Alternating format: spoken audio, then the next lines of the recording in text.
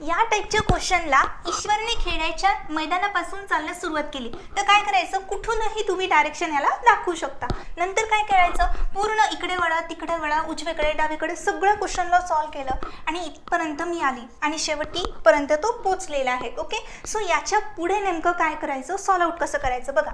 शेवटी जर त्याचे तोंड पूर्वेकडे असेल, आता मला सांगा, एक आपण डायरेक्शन इकडे घेतली होती, डायरेक्शन दिलेली नव्हती, आता शेवटी तो कुठे पोचलेला आहे, पूर्वेकडे पोचलेला आहे.